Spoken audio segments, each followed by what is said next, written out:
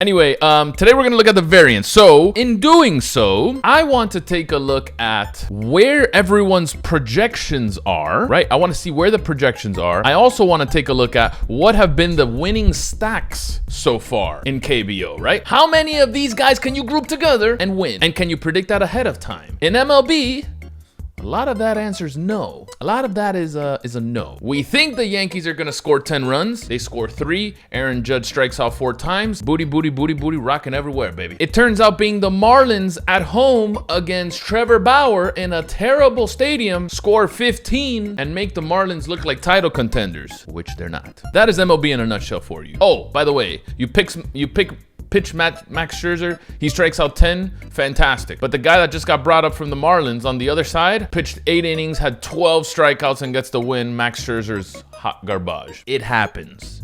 It happens. Sometimes, because I see Sealy in the chat, sometimes the Mets win a ball game. How about that? Metsies. Sometimes Pete Alonso triple dongs and the stack is still worthless because everyone else is booty, booty, booty, booty rocking everywhere, baby. Awful, awful, awful. But that's just baseball. How is it in Korean baseball, where there's only 5 games a slate, where we're trying not to stack 5, even though we are fixated on 5, 5, 5, 5, 5, 5. Sometimes we stack 4. 3s have won the last 2 nights. What happened yesterday? What has happened the last 3 days? What do we think before the slate is going to win? And what has actually happened? Let's take a look. Bam, here in lineup study like always. I have what was yesterday's or this morning's tournament. By the way, ship my money. What's up, baby? Ship me some dollar bills, y'all. 3,000's a lot of money, man. 3,000 McChickens. Anyway, I have the all lineups tab pulled up. And for the sake of this exercise, I am going to look at the 5-man stacks, which is usually the most used. You see it right here. 2s don't count. 3s are okay, but usually are the mini stacks and you're playing them with 4s or 5s. So that doesn't count really. It's between these two. A lot of people still run 5s in this tournament. Okay, what is the most popular 5 on yesterday's slate? How did it perform? KIW, booty, booty, booty, booty, rocking everywhere. Terrible, terrible, awful. Doosan, the wannabe Yankees. Bro, have these wannabe Yankees done anything yet? Everyone in the beginning of the season said, oh, Doosan, Doosan, Doosan. These guys are awful. Anybody get the sense that the Yankees are gonna do the same thing when MLB starts? SK has been surprisingly decent. Doo-Doo-san, yeah, Doo-Doo-san is right. SK has been surprisingly decent. I think SK has done pretty okay. And in yesterday's slate, or this morning's slate, they were up here. 4-man stack of SK wins. 4-man stack of SK wins. 5-man stack of SK, 4-man, and as you go down, you see them all. Congratulations, SK. We continue. Kia has been on and off. It's only been a few slates. We cut him some slack. But yesterday, the winners were both SK and LOT. There you go, LOT 5-man. Winner, winner, chicken dinner. Congratulations, boys. LOT, 5-man stack. Winner, winner, chicken dinner, boys. You get more LOT, and if they're not in the main stack, and SK is, they were the mini stack. So, they win again. I think that's their second or third slate already being the top stack of the day. What I have found so far during the first few, 4 or 5 slates that we've had of KBO, Korean baseball, is that the highest owned team, actually not just the highest owned team, the second highest owned team, which is usually Doo-Doo-san, has underperformed significantly. They've been hot garbage. They're terrible. They're doo. Haha, I see what you did there. Doo-Doo-san is doo.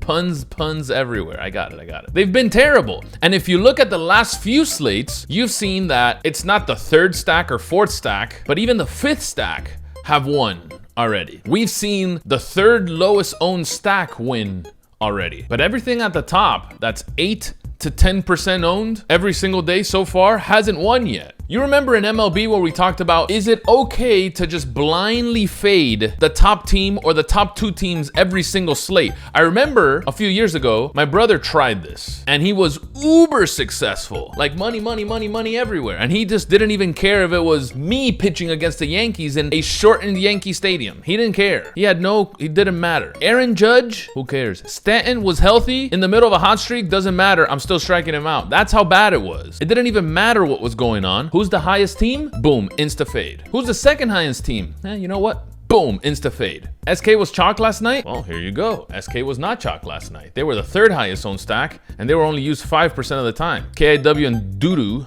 we're ahead of them. And then LOT was only used 3.4% of the time. So I wouldn't consider that chalk per se. There's only 10 teams. They were the third high, not chalk. But in baseball, we talked about that a couple years ago, and it was working to an extent, right? It was working. To me, there's equal amounts of variance in this sport as well, which was all very predictable. It was obvious, right? It's baseball. People hit 300. The best players hit 300.